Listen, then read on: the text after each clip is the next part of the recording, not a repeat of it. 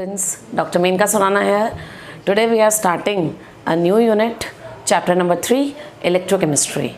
Beta, before starting the unit, let's brief the important points and the details. Beta, इस chapter का weightage board exams में 5 marks का है, पर 5 marks में बहुत मेहनत करवाई है आपसे, क्योंकि the chapter comprises of theory questions काफ़ी ज़्यादा हैं. थ्योरी क्वेश्चंस छोटे छोटे हैं लेकिन हैं बहुत सारे. थ्योरी क्वेश्चंस के अलावा there are few more conceptual questions. उसके अलावा बेटा न्यूमेरिकल्स हैं बहुत सारे. अगर मैं कहूँ, मतलब मैं आपको डरा नहीं रही हूँ, लेकिन अगर मैं कहूँ कि solution, electrochemistry and chemical kinetics, इन तीनों चैप्टर्स जिसमें थ्योरी भी है न्यूमेरिकल भी है, और अगर हम कंपेयर करें तो सबसे टफ यूनिट यही पड़ती है. बट ये है कि if it is revise properly तो आप इसको बहुत अच्छे से कर पाएंगे. तो अभी तो आपके पास बहुत टाइम है and you can revise it. So let's move towards this new and interesting unit. बेटा, इस चैप्टर के जो आपके टॉपिक्स हैं वो मैं एक बार आपको ब्रीफ कर देती हूँ.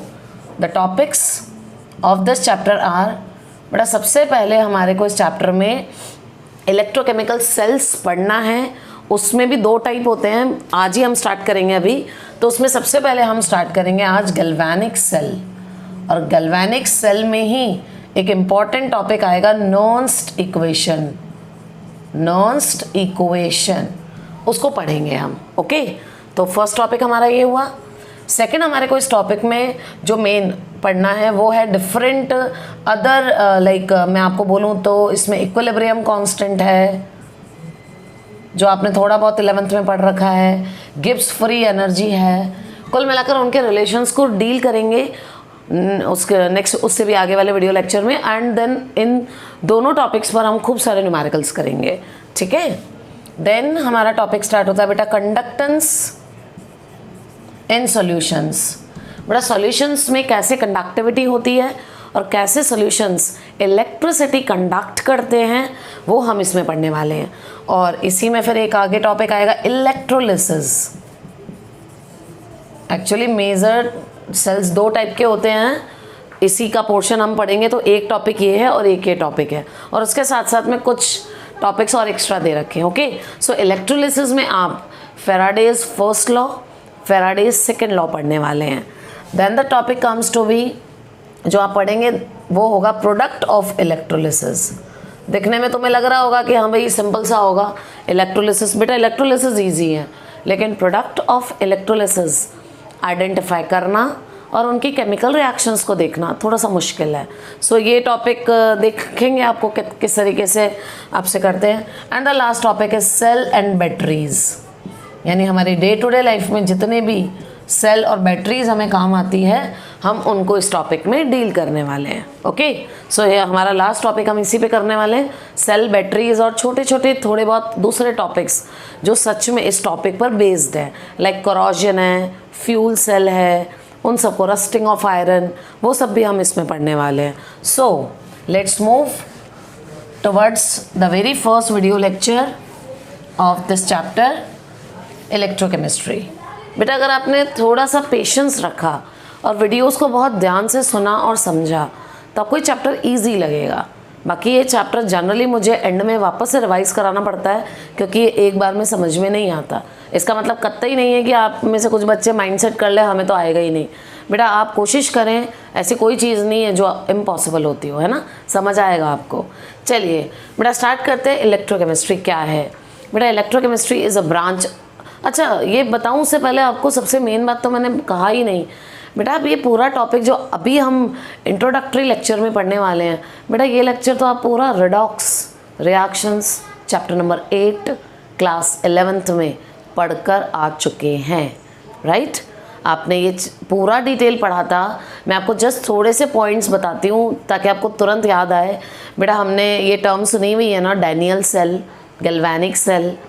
ओके, इलेक्ट्रोकेमिस्ट्री सुना हुआ है हमने लॉस गेन सुना हुआ है, कैथोड एनोड्स सुना हुआ है, हमने एक सुंदर सी सॉल्ट ब्रिज का रोल पढ़ा हुआ है. उसके अलावा जो और इंटरेस्टिंग टॉपिक्स हमने पढ़े हुए हैं वो हैं electrode potential, EMF of the cell जिसका फॉर्मूला था और वो पॉजिटिव होना चाहिए, और ऐसे ही बहुत छोटे छोटे. इलेक्ट्रोकेमिकल सीरीज़ थी जो आपने 10th स्टैंडर्ड में ये रिएक्टिविटी सीरीज़ के नाम से पढ़ी है। डन। तो प्रैक्टिकली देखा जाए तो ये सारे टॉपिक्स आप पढ़ चुके हैं, लेकिन आप में से कुछ बच्चे ऐसे होंगे जिन्होंने या तो तब वो ध्यान से नहीं पढ़ा या उन्हें कम समझ आया। तो बेटा वो आप ही बच्चों के लिए ये इंट्रोडक्टरी लेक्चर है, सभी बच्चों के लिए कॉमन है, क्योंकि सबको एक बार रिकॉल हो जाएगा कि इस चैप्टर को हमें पढ़ना कैसे है। तो बेटा आज वाला वीडियो लेक्चर बेसिस है। उसके बाद हम हमारा मेन नर्न्स्ट इक्वेशन जो मैंने आज लिखा था galvanic cell, then we will start. यानी आज के वीडियो लेक्चर में मैं आपको 11th के सारे फॉर्मूलेज, सारे कॉन्सेप्ट्स सबको ब्रीफ कर देती हूँ एक बार। तो अगर आपने तभी ढंग से पढ़ा होगा तो अभी तो आपको बड़ा इजी लगने वाला है ये फर्स्ट वीडियो। ओके, सो चलिए हम स्टार्ट करते हैं। बेटा इलेक्ट्रोकेमिस्ट्री हम स्टार्ट करते हैं सबसे पहले। It is a branch of chemistry in which interdependence of chemical energy and electrical energy is studied.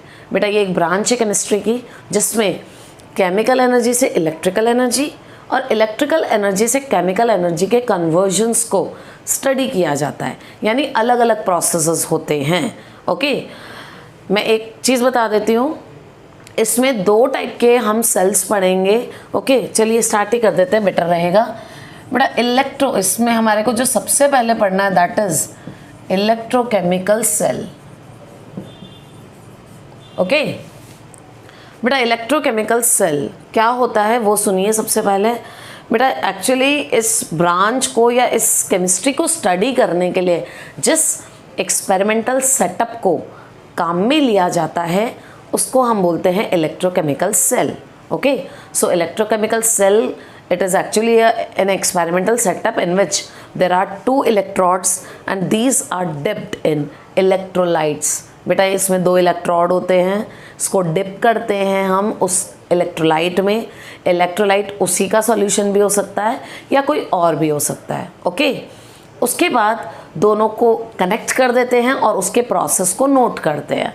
अभी सुनिए क्या हुआ। जैसे ही आपने 2 इलेक्ट्रोड्स को कनेक्ट किया, मैं अभी पूरा समझाने वाली हूँ आपको। डेनियल सेल माना 11th में पढ़कर आए हैं, स्टिल मैं पूरा समझाऊंगी, तो वापस ध्यान से सुनिए। जो इलेक्ट्रोड्स होते हैं बेटा वहाँ पर रिएक्शंस होती है, एक लॉस करेगा और एक गेन करेगा। और कौन सी रिएक्शन हुई ये? Redox reaction. एक्चुअली इसमें ऑक्सीडेशन और रिडक्शन साइमल्टेनियसली होता है। Okay, so oxidation and reduction takes place simultaneously, इसलिए इस वाले प्रोसेस में आपका इलेक्ट्रोकेमिकल सेल में पूरा रिएक्शन चलता है।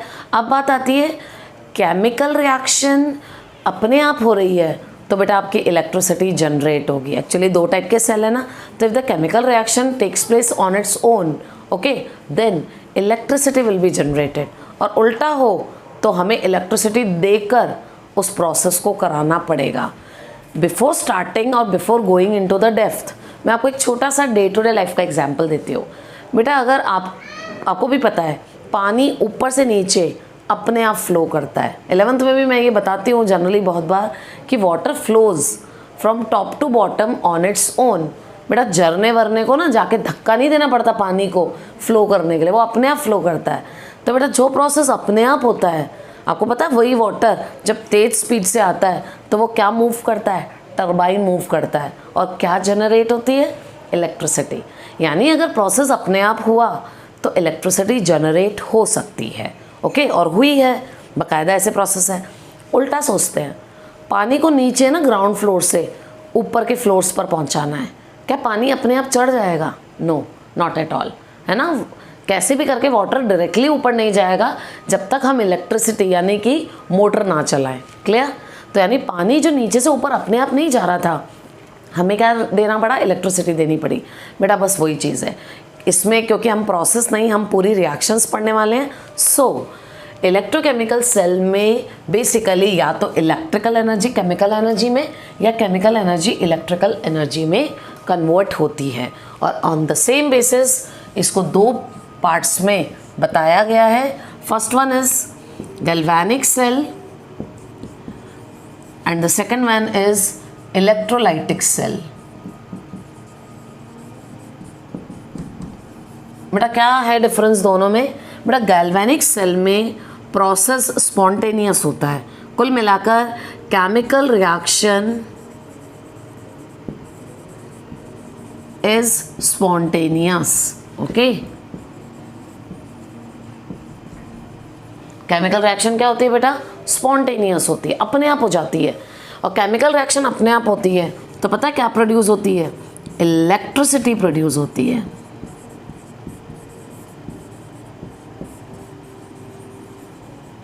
क्योंकि प्रोसेस स्पॉन्टेनियस है।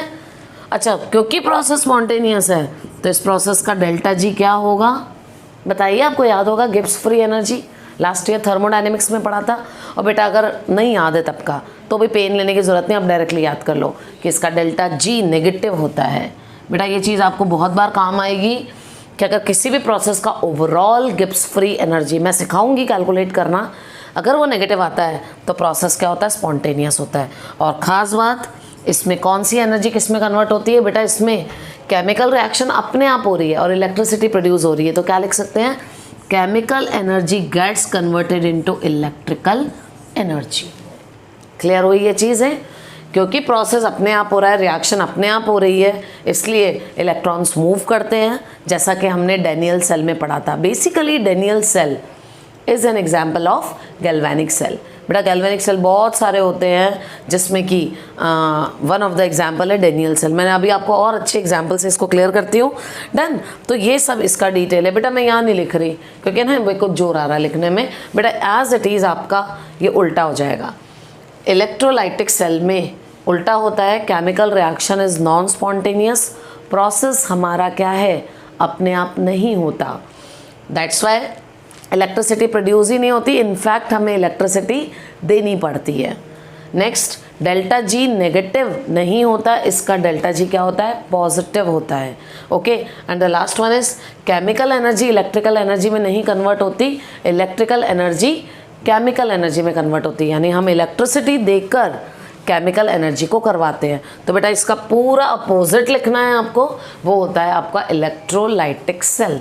कभी कभी छोटे छोटे क्वेश्चंस भी आ जाते हैं और वो ये बताते हैं कि हमको छोटे मतलब एमसीक्यूज टाइप के क्वेश्चंस को कैसे अटेम्प्ट करना है। Okay, now one more important thing, मैं आपको बड़ा अच्छा डे टू डे लाइफ का एक एग्जांपल देती हूँ बेटा, उससे आपको ये चीज़ इतनी अच्छे से क्लियर हो जाएगी।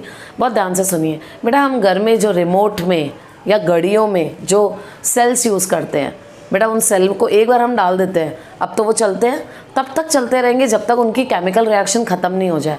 आपको ही पता ना बेटा, सेल डालकर हम टॉर्च जलाते हैं, तो टॉर्च अगर जल रही है यानी लाइट निकल रही है, तो उसमें क्या हो रहा है बेटा? केमिकल रिएक्शन हो रहा है।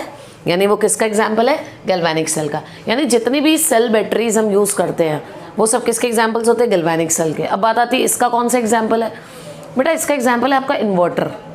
एक्चुअली इन्वर्टर, मोबाइल की बैटरीज, ये सब रिचार्जेबल होती है। बेटा एक पर्टिकुलर टाइम के बाद आप ले गए मोबाइल, आप यूज़ करे जा रहे हो, क्या होगा? डिस्चार्ज हो गया।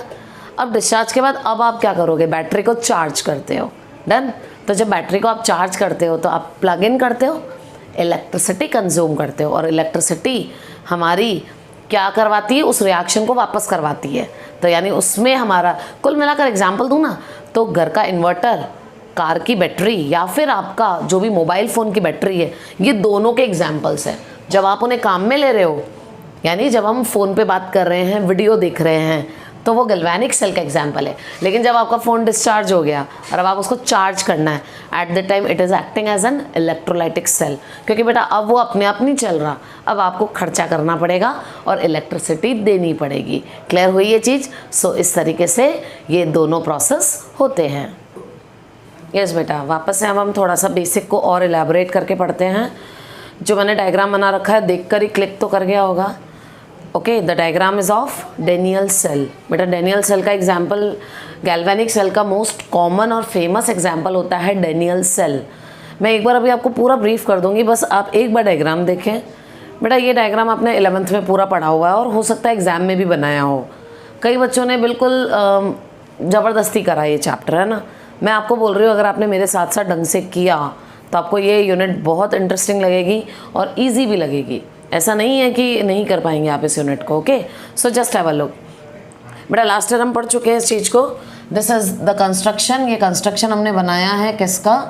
आपका उसका डैनियल सेल का। Now just have a look. बेटा इसको ध्यान से देखिए।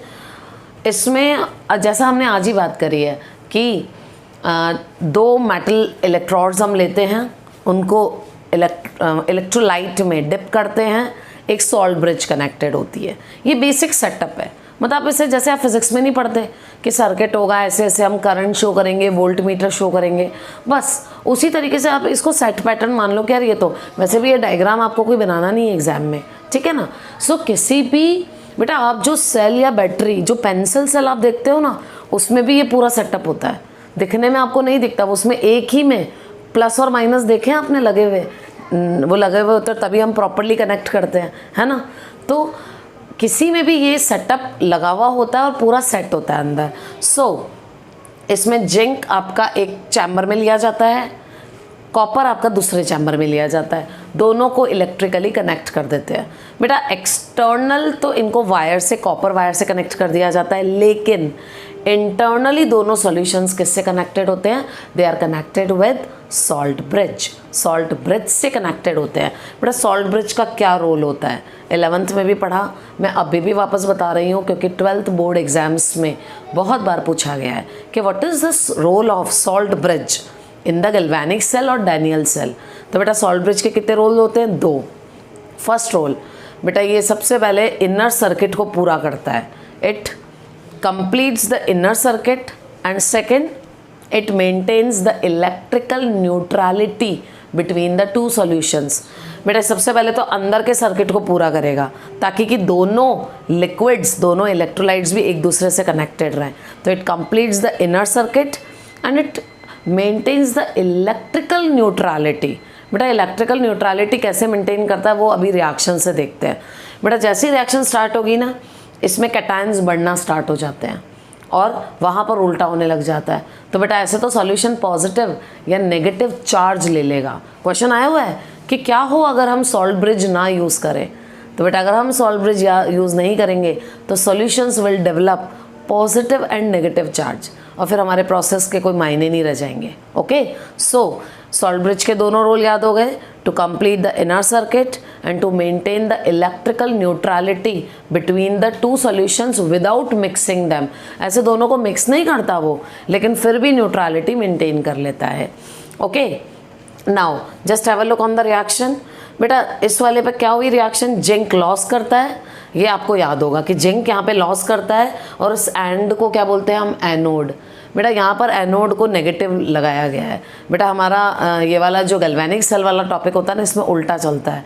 हमारा एनोड नेगेटिव होता है और कैथोड पॉजिटिव, जबकि हम इन जनरल उल्टा लेते हैं। इन जनरल हम एनोड को पॉजिटिव लेते हैं और कैथोड को नेगेटिव लेते हैं, लेकिन यहाँ पर उल्टा लेते हैं। सो ये हमारा नेगेटिव एंड है। इसको नेगेटिव एंड क्यों बोलते हैं? क्योंकि यहाँ से इलेक्ट्रॉन्स निकलते हैं। ध्यान से देखो बेटा, ये जिंक का मेटल है, इसने लॉस किया तो ये आयंस तो आ जाएंगे सॉल्यूशन में, यानी ये जिंक +2 आयंस तो कहाँ आ जाएंगे बेटा?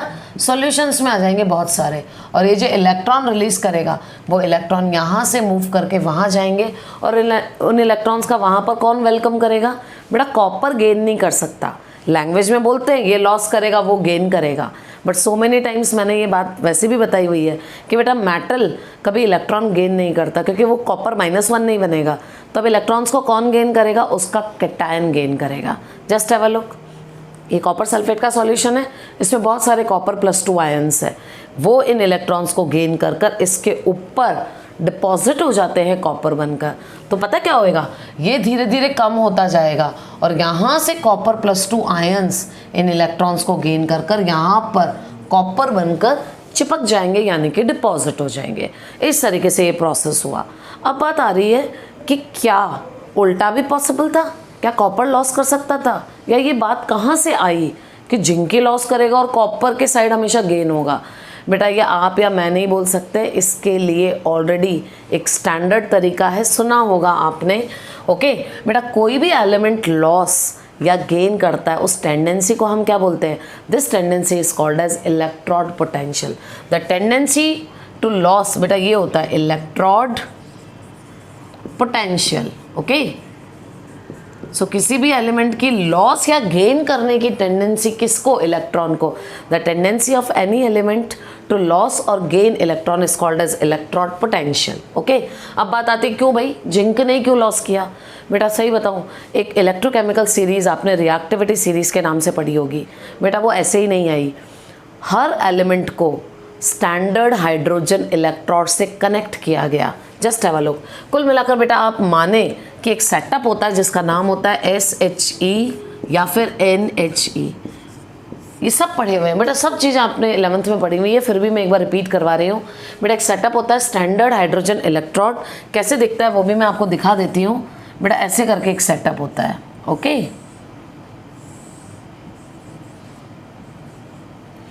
और बेटा यहाँ पर इसमें हाइड्रोजन गैस फिल होती है 1 ATM पर, और इसको जब यूज़ करने वाले होते हैं ना तो इसको 1 m HCl सॉल्यूशन में डिप करके रखते हैं। ध्यान से समझे बेटा, जैसे टेम्परेचर मेजर करने के लिए थर्मामीटर यूज़ करते हैं, जैसे अलग अलग हम इंस्ट्रूमेंट्स या एनालाइजर्स यूज़ करते हैं, अलग अलग pH मीटर यूज़ करते हैं pH डिटरमाइन करने के लिए, है ना। मिल्क में कितना मिल्क है, कितना वाटर है, लैक्टोमीटर यूज़ करते हैं। सेम कोई भी एलिमेंट कितना ज़्यादा लॉस या गेन करता है उसकी टेंडेंसी को चेक करने के लिए हर एलिमेंट को बेटा NCERT में पीछे क्वेश्चन दिया हुआ है सबसे पहले स्टार्ट होते ही कि इस एलिमेंट को कनेक्ट करेंगे तो बताओ ये लॉस करेगा या गेन। बेटा हम कोई कनेक्ट करके देखने थोड़े ना वाले हैं। सो हमें फाइनली याद ही करके जानी पड़ेगी वो लिस्ट, वो मैं आपको लर्न करवा दूंगी, ओके। सो ये एक एक्सपेरिमेंटल सेटअप होता है जिसमें यहाँ पर प्लैटिनम लगा हुआ होता है और ये कवर पूरा प्लैटिनम से होता है। ये एक कांच का पूरा सेटअप होता है। कुल मिलाकर इसको बोलते हैं स्टैंडर्ड हाइड्रोजन इलेक्ट्रोड और नॉर्मल हाइड्रोजन इलेक्ट्रोड।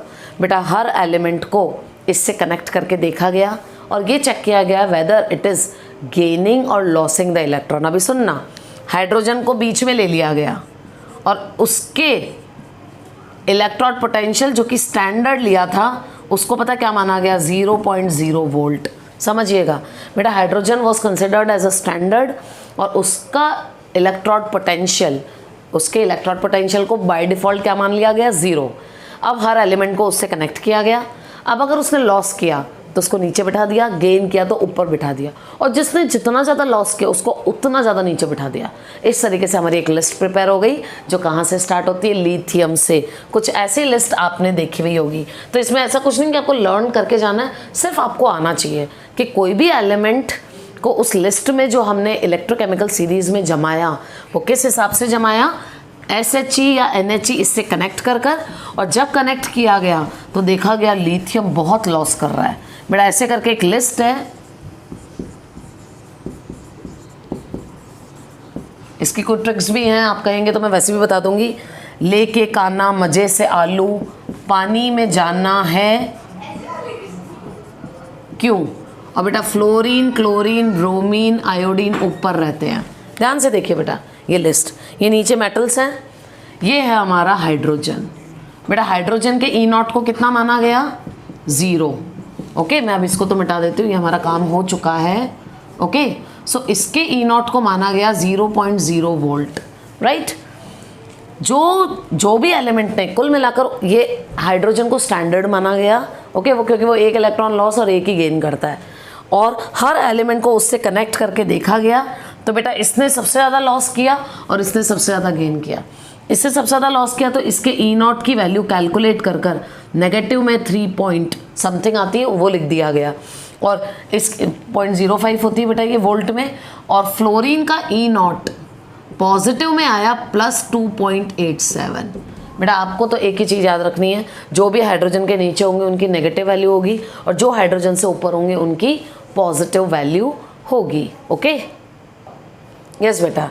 तो जस्ट हैव अ लुक, हमने जैसा आपको बताया, मैंने आपको इसके E0 वैल्यू को मैं बता देती हूँ आपको एक बार। बेटा कोई सा भी EMF यानी कोई सा भी इलेक्ट्रोड पोटेंशियल होता है उसको तो E से रिप्रेजेंट करते हैं, लेकिन जब दोनों सॉल्यूशंस की कंसंट्रेशन 1m होती है, 1m यानी कि इनकी यूनिटी होती है 1 मोल पर लीटर।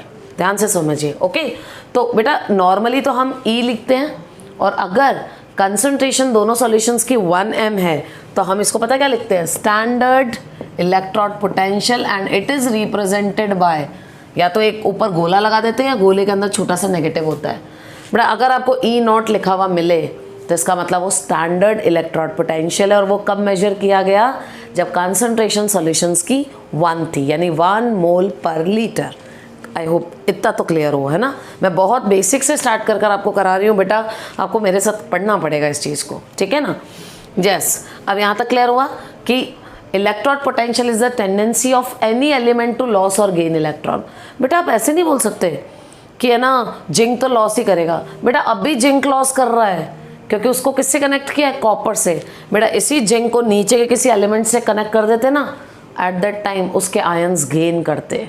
बेटा फ़र्क है, ये रिलेटिव टेंडेंसी है, ये खुद की इंडिविजुअल टेंडेंसी नहीं है। ओके, सो इतना परेशान नहीं हो, बस एक चीज़ याद रखें, कोई भी एलिमेंट लॉस या गेन करता है और वो करेगा या कितना करेगा उसको चेक करने के लिए स्टैंडर्ड हाइड्रोजन इलेक्ट्रोड से कनेक्ट किया गया था। आपको कोई करके नहीं देखना है, वैल्यूज़ निकाल ली गई, आपको तो वैल्यूज़ भी याद नहीं करनी बेटा, बस आपको तो इतना याद रखना है कौन नीचे है और सीरीज़ कैसे चलती है। बेटा सारे हैलोजन्स ऊपर हैं क्योंकि उनकी टेंडेंसी है गेन करने की, और मेटल सब नीचे है। हाइड्रोजन को बीच में रख दिया। ओके, अब यहाँ से देखें बेटा, यहाँ पे जिंक हाइड्रोजन से नीचे है और कॉपर हाइड्रोजन से ऊपर है। बेटा इसका ई नॉट वैल्यू होता है प्लस का 0.34 वोल्ट और इसका माइनस का 0.76 वोल्ट होता है। बेटा मैं तो ये कहूँगी दो वैल्यूज़ आप याद कर लें तो ठीक है, आपको थोड़ा कुछ न्यूमेरिकल्स में यूज़ आएगा।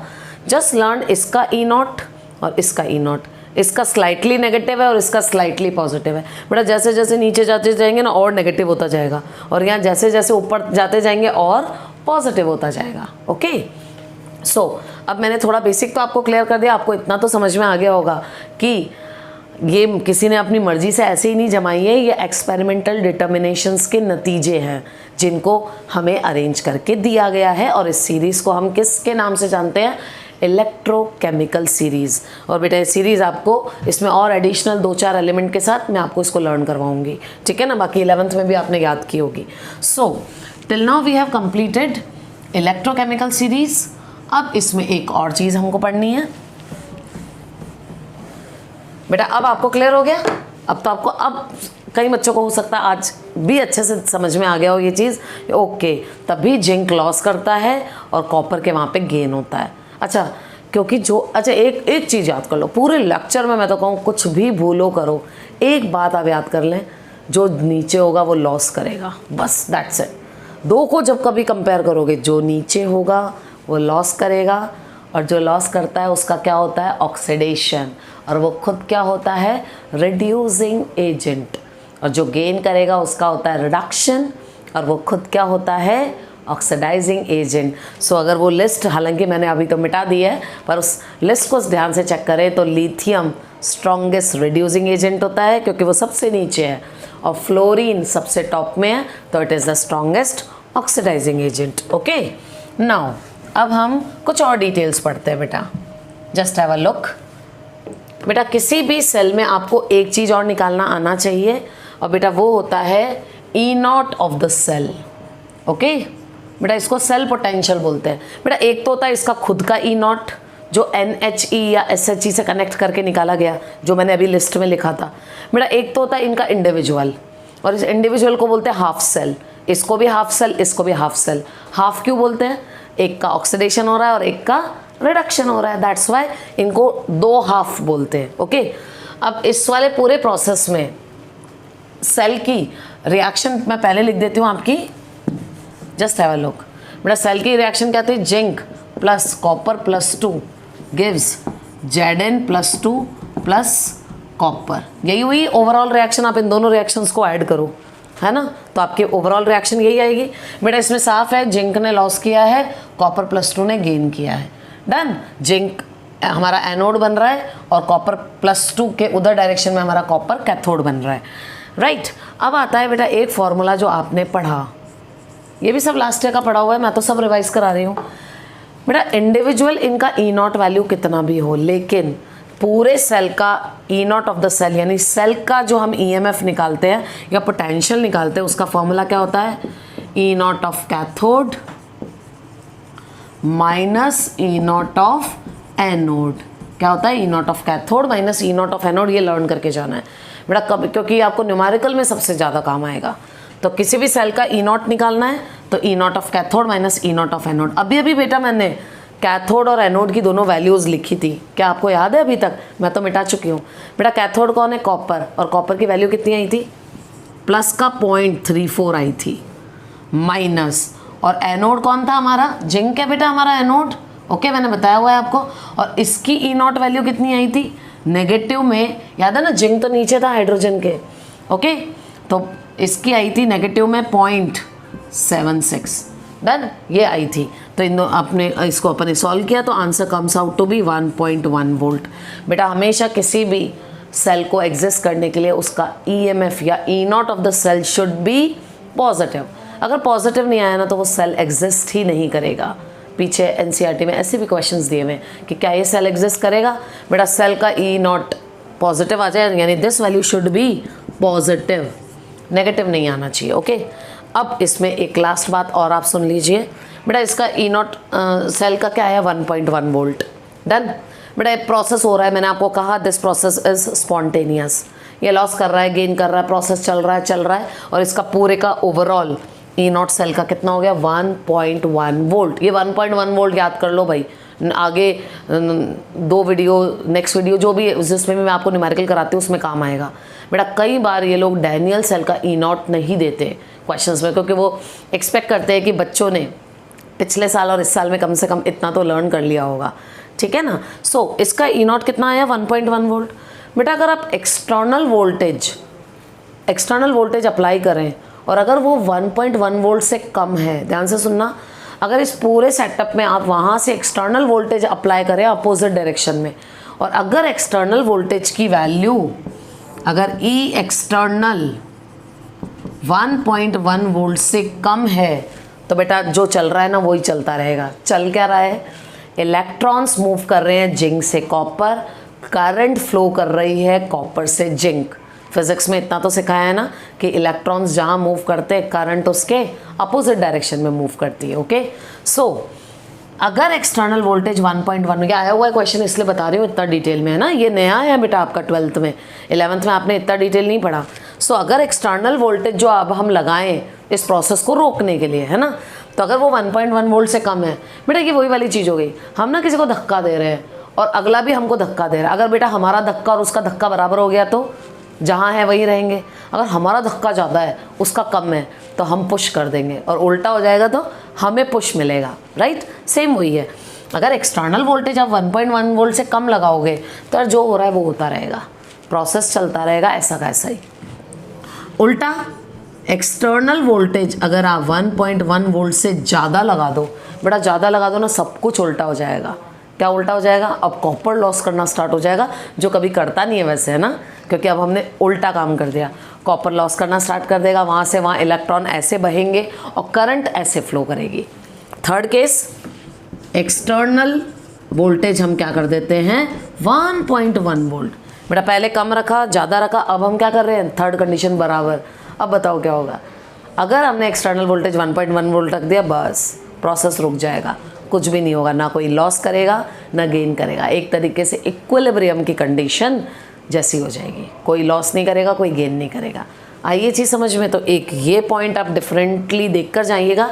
एंड द लास्ट वन, किसी भी सेल को हम एक तरीके से रिप्रेजेंट करते हैं, वो मैं आपको लिख के बता देती हूँ, आपको आता होगा, आपने लिखा है बेटा, आपको हो सकता है न्यूमेरिकल में पूरी रिएक्शन नहीं लिखी हुई मिले और शॉर्ट में लिखा हुआ मिले। जिंक किस में कन्वर्ट हो रहा है बेटा? जिंक +2, ओके, और कॉपर +2 गेन हो रहा है। कुछ याद आया क्या देखकर कि ये क्या चीज़ लिख रही हूँ बेटा मैं? बेटा अगर हमको रिएक्शन लिखने में जोर आता है तो ये एक तरीका होता है जिसका नाम होता है सेल रिप्रेजेंटेशन। इसको क्या बोलते हैं बेटा? सेल का रिप्रेजेंटेशन। बेटा सही बताऊँ, ये कई चीज़ों में हम बच गए। रिएक्शन की को मतलब एक तरीका है रिप्रेजेंट करने का, इस पूरे सेटअप को नहीं बनाना पड़े, पूरा ही सेटअप बेटा, क्योंकि मैंने तो आज बनाया, अब मैं एक भी रिएक्शन का बनाने थोड़ी ना वाली हूँ, तो इस पूरे को सेटअप को स्किप करना है। सबसे शॉर्टेस्ट तरीका ये लिखने का। इसमें तरीका क्या होता है? आरपी, यानी रिएक्टेंट प्रोडक्ट, रिएक्टेंट प्रोडक्ट। बेटा रिएक्टेंट थे हमारे जिंक, रिएक्टेंट था कॉपर +2, प्रोडक्ट्स क्या है हमारे? Zinc +2 and copper. और ये दो डंडे किसको रिप्रेजेंट करते हैं? आप में से कई बच्चों को तो वीडियो देखते तुरंत याद आ गया होगा, हाँ यार 11th में बताया। ये दो डंडे हमारे को क्या रिप्रेजेंट करते हैं? सॉल्ट ब्रिज, जिसका रोल मैंने आपको बताया था। ये सॉल्ट ब्रिज बना रखी है ना बेटा, ये, क्योंकि सॉल्ट ब्रिज के बिना हमारा इनर सर्किट कंप्लीट नहीं होगा। सो बेटा आज के वीडियो लेक्चर में हमने ऑलमोस्ट देखा जाए तो 11th का बेसिक किया है। सो टिल नाउ मैंने आपको एक चीज़ बेटा आज खास चीज़ जो आपको बता देती हूँ कि फिर तो अब और क्या पढ़ना रह गया बेटा। एक बंदा आया नर्नस्ट, NERNST, उसने बोला नहीं लेता मैं 1M, मेरी मर्जी आए मैं जितनी कंसंट्रेशन लूँगा। तो बेटा जब आपकी मर्जी आए जितनी लोगे तो रिलेशन भी तो आप ही बताओगे ना बेटा। अगर कंसंट्रेशन सॉल्यूशंस की चेंज होती है बेटा, सही बताओ, अगर यहाँ पे भी अभी आप 1 की जगह 0.5 0.2 कर दो तो आपका ये वैल्यू 1.1 वोल्ट नहीं आएगी। तो तब कितनी आएगी वो हम नेक्स्ट वीडियो लेक्चर में समझेंगे भी, डेरिवेशन भी करेंगे और न्यूमेरिकल्स भी आगे सीखेंगे। समझ आया? बेसिकली नर्न्स इक्वेशन इसी पर बेस्ड है। Nernst equation is based to calculate EMF of the cell when the concentration of the solution is not 1। मतलब उसकी एक छोटी सी सोच कि कंसंट्रेशन 1 नहीं रखते, आपको बहुत बड़ा वीडियो लेक्चर उस पर पढ़ना पड़ेगा, ओके। वरना तो ये टॉपिक हमारा एक तरीके से यहाँ कंप्लीट हो गया। सो बेटा फाइनली हमने आज सारा बेसिक इंट्रोडक्शन को ख़त्म कर दिया है and in the next video lecture हम आगे बढ़ेंगे। Thank you so much.